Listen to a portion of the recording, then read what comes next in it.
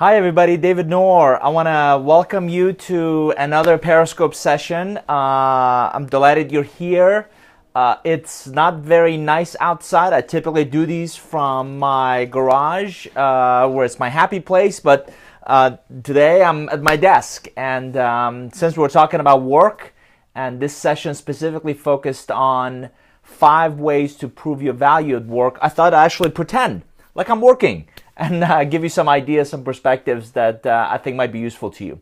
As always, and I don't know if you're new to Periscope, but you can swipe to share this with others and also tap on your screen to give it hearts, and it gives me feedback that the content is of particular value or interest to you, whether you watch it live or afterwards. Also, housekeeping. We used to store all these on catch.me, I think it was. And unfortunately, I got an email that they're shutting down. So we've been posting, I think, the videos on our YouTube channel and the blog and a couple other places. So stay tuned, and I'll make sure I'll confirm that you have access to all the previous sessions that I've done. And I do these on a regular basis. So here we go. 5 ways to prove your value at work. I think you would agree that our work and the way we work and the way we prioritize what needs to get done at work is changing. And by the way, it's thanks just say Mitch. It's good to have you, and it's glad to have others join us as well. So what I want to talk about is really some things for you to think about in how to deliver more value at work, be perceived as more valuable at work, raise your bar, raise your stock at work. So these are all things that you could do at different degrees, depending on what you do for a living and what you get excited about doing. But as I spent a lot of time consulting with leaders and companies, these are the things that I really see get attention. So a professional services firm that's thinking about promoting someone to a partner, or a project management team that's thinking of selecting a project leader. These are some of the things that go through their mind at the meetings I've sat in on that really makes people pay attention and say, that's somebody that is a high performer, high potential, would really want to elevate kind of what they're doing and how they're doing it. So here we go. Number 1, get things done. Think about it a second. Managers, leaders, executives are consistently getting measured by performance, execution, and results, right? So it's logical that they're going to value, they're going to appreciate, they want to surround themselves with people that get things done. Nothing against planning. It's important. Nothing against research. Nothing against analysis. But at some point, you got to roll up your sleeves and get in. Jump in and get it done. Unfortunately, more and more of our work is becoming more hands-on. Vicky 505, welcome. Glad you're here. So you can't be a spectator all your life, right? You got to roll up your sleeves and get dirty and get involved and get things done. And that's really, really important. So I said, again, talk less, do more, brag less, deliver more, spend sufficient time with the things I mentioned, the planning, the analysis, the research. But when rubber meets the road, you want to be known as the go-to person who gets things done. We've all heard the sports analogy, right? When we're behind by a couple points or the game is on the line, you want to give the ball to the clutch player. The quarterback throws it to the wide receiver with the sure hands. The soccer player, they want the best shooter to take the final shot. All those things point to people who get it done.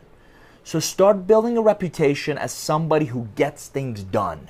And you're the go-to person if you need something done, right? So Seth Hoover, glad you're here. Welcome.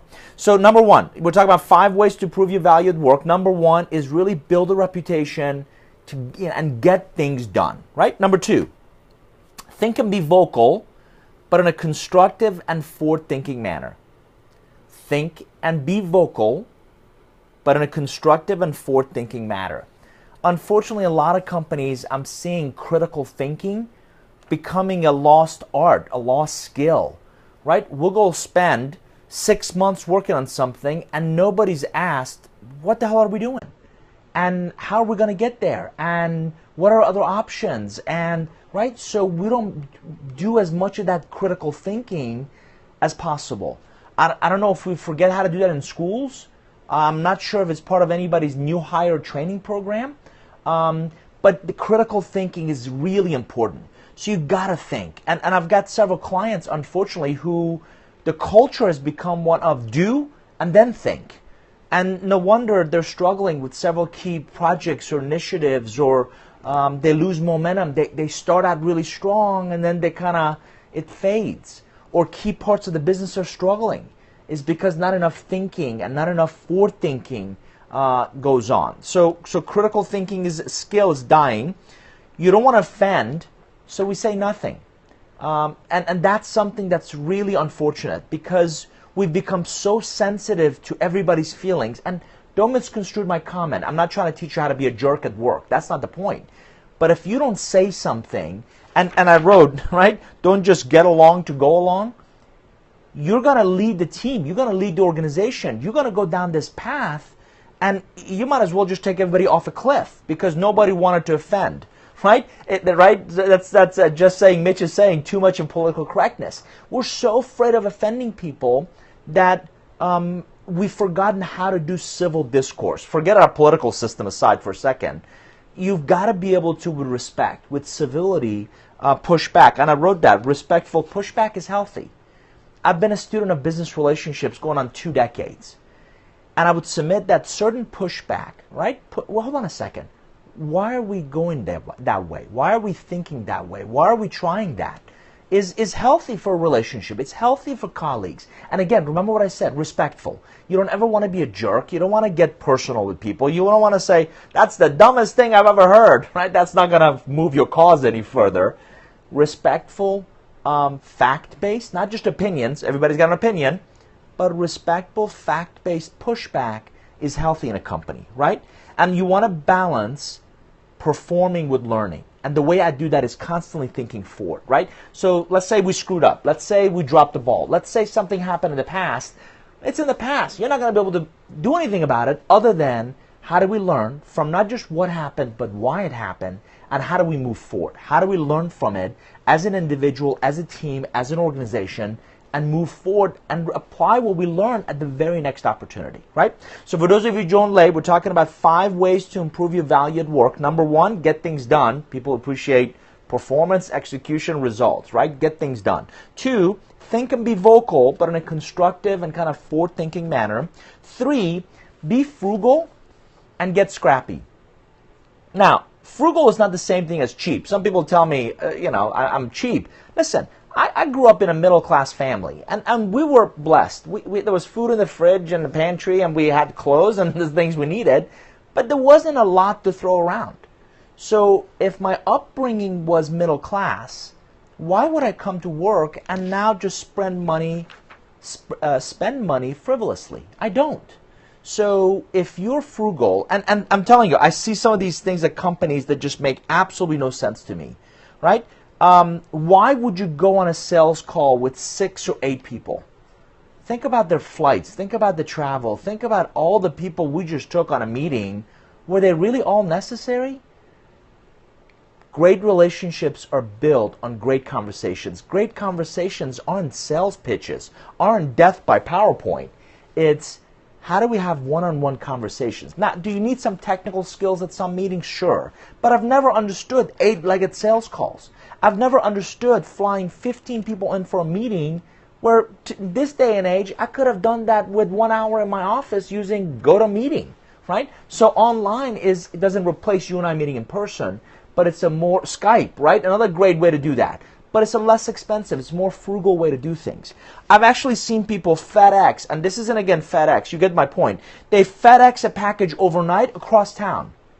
Are your legs broken? Does your car not have gas in it? I don't get that, right? And by the way, I wrote down, you know what happens to startups that have too much money?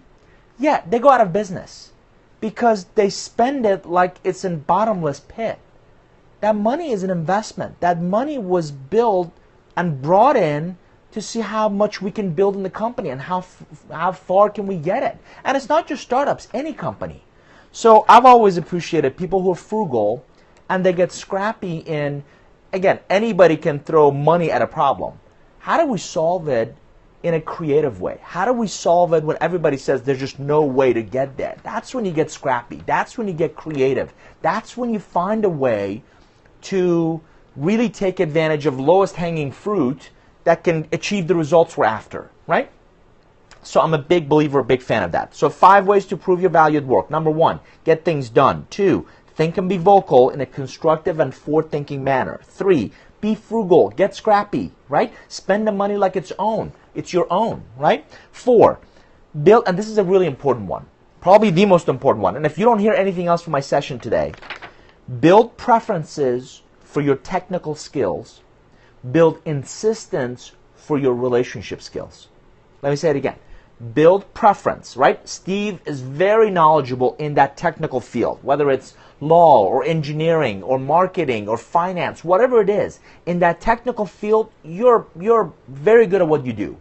And people prefer to have you on their team, but there's always somebody else that I can find.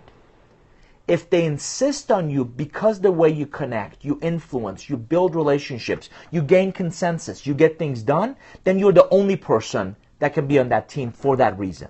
So again, build preference for your technical skills, build an insistence for your relationship skills, right?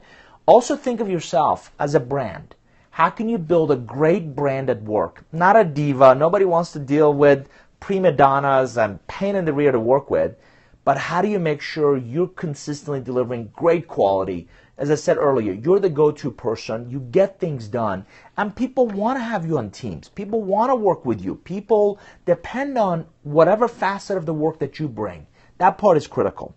Last but not least, and this is one of my favorite phrases that I've started using the hashtag, never stop growing. Never stop growing. That's right. I work with companies where people leave their growth, their personal growth, to the HR department. I think that's short-sighted. God bless the HR department, but only you can prevent a forest fire, right? So read more, listen more to audios and broadcasts, and attend more periscopes and webinars and things that can raise your knowledge, your skills, and really help you think differently about perhaps your behavior. There's executive education, there's conferences, there's 1,001 ways you can grow. You know what makes you tick. You know what you like, what you enjoy, what you don't.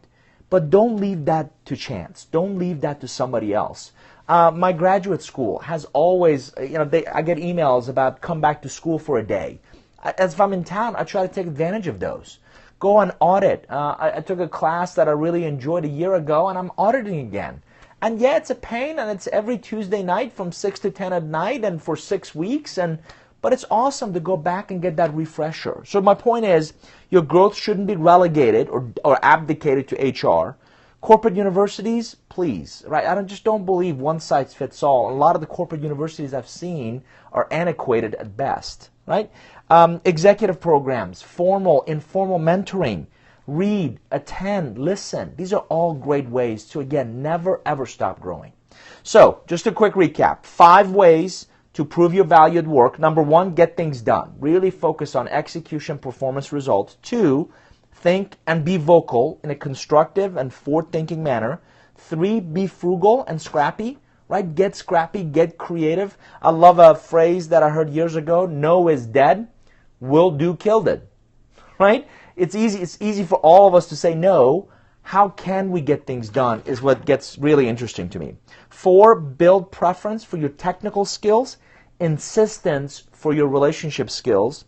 And 5, Bradley, glad you're here. You may want to watch the replay of this as I'm about to wrap it up. But 5, never stop growing. Again, I use that hashtag, never stop growing.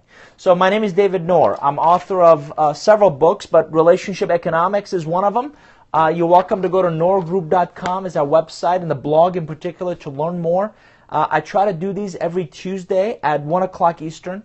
So I hope you'll come back, and I typically focus on business relationships. I focus on how to provide practical, pragmatic, poignant advice that hopefully you can put to work the same day. My name is David Nour. Thanks for being here, and make it a great day. Thanks, everybody. Take care. Bye-bye.